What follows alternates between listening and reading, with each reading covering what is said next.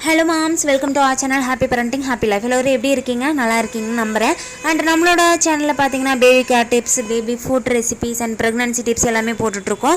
உங்களுக்கு கண்டிப்பா இந்த மாதிரியான வீடியோஸ் எல்லாமே யூஸ் ஆகும். சோ கண்டிப்பா நம்மளோட சேனலை சப்ஸ்கிரைப் பண்ணி வச்சுக்கோங்க. நான் இன்னைக்கு ஒரு முக்கியமான வீடியோவோட தாங்க வந்திருக்கேன். வாங்க வீடியோக்குள்ள போய் அதை என்னன்னு பார்த்துடலாம். அண்ட் நாம இன்னைக்கு என்ன பார்க்க போறோம்னு பாத்தீங்கன்னா கர்ப்பத்தோட கடைசி மாசத்துல அதாவது நம்மளோட 39வது வாரத்தோட கடைசி 40வது வாரம் 41வது வாரம் இந்த வாரங்களில் நம்மளுக்கு பிரசவ வலி வரலாம். சரிங்களா, டெலிவரி பெயின் வரலாம். அண்ட் அதுக்கு முன்னாடி இந்த டைமிங்கில் உங்களுக்கு சூட்டுவலி பொய்வலின்னு சொல்லுவாங்க, அதுவும் வரலாம். ஸோ இந்த பொய்வலிக்கும் உண்மையான வலிக்கும் இருக்கிற டிஃப்ரென்சஸ் என்ன, அது எப்படி கண்டுபிடிக்கலாம் அப்படின்னு சொல்லுதாங்க இந்த வீடியோவில் நம்ம பார்க்க போகிறோம்.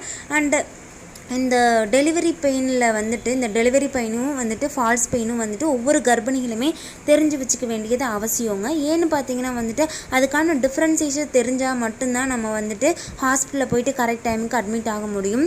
சூட்டு வலினா என்னன்னே தெரிலன்னா நம்ம ஒவ்வொரு தடவையும் அதுக்காக ஹாஸ்பிட்டல் போயிட்டு இருக்க வேண்டியா இருக்கும். ஏன்னா சூட்டு வலி நிறைய டைம் வரலாம். சரிங்களா, அதுக்காக தான் நம்ம இது என்னென்னு தெரிஞ்சு வச்சுக்கணும்னு சொல்கிறது.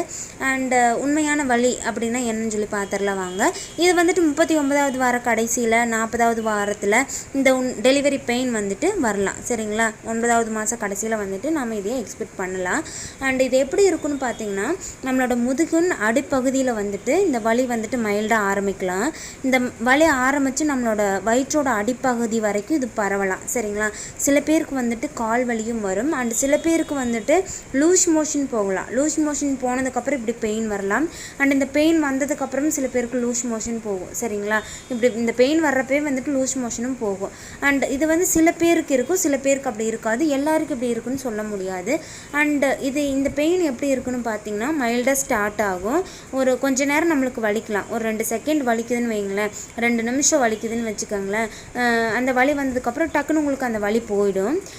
போனதுக்கப்புறம் நீங்கள் ரொம்ப எந்துவாக நல்லா இருப்பீங்க, நார்மலாக எப்பவும் போல் இருப்பீங்க. அண்ட் அந்த 10 நிமிஷத்துக்கு அப்புறம் எகெயின் உங்களுக்கு அந்த பெயின் வரும். அது ஒரு அதே மாதிரி 2 செகண்ட் 3 செகண்ட் 2 நிமிஷம் கூட அந்த பெயின் நீடிக்கலாம். அடுத்தது போயிடும். போனதுக்கப்புறம் மறுபடியும் ஒரு 10 நிமிஷம் கழிச்சுட்டு அதே மாதிரி பெயின் வரும். சரிங்களா, இதுதாங்க டெலிவரி பெயின். டெலிவரி பெயின் அப்படின்னா விட்டு விட்டு நம்மளுக்கு அந்த பெயின் இருக்கும். அந்த விட்டு விட்டு வர்ற பெயின் பார்த்திங்கன்னா சரியான இடைவெளியில் வரும். கரெக்டாக ஒரு 10 நிமிஷம் கழிச்சு 5 நிமிஷம் கழிச்சு இந்த பெயின் வந்துக்கிட்டே இருக்கும். அண்ட் அதே மாதிரி பார்த்திங்கன்னா அந்த மைல்டாக ஆரம்பிக்கிற பெயின் போக போக லைட்டாக இன்க்ரீஸ் ஆகிட்டு வர்ற மாதிரி உங்களுக்கு ஃபீல் பண்ணுவீங்க. சரிங்களா, இது தாங்க உண்மையான வலி. அண்ட் பொய்வலினா என்னன்னு பார்த்தீங்கன்னா இது எப்படி இருக்குன்னா இதுவும் முதுகின் அடிப்பக்கம் தான் இந்த வலி இருக்கும். மைல்டாக நம்மளுக்கு அந்த பெயின் நீங்கள் ஃபீல் பண்ணிகிட்டே இருப்பீங்க.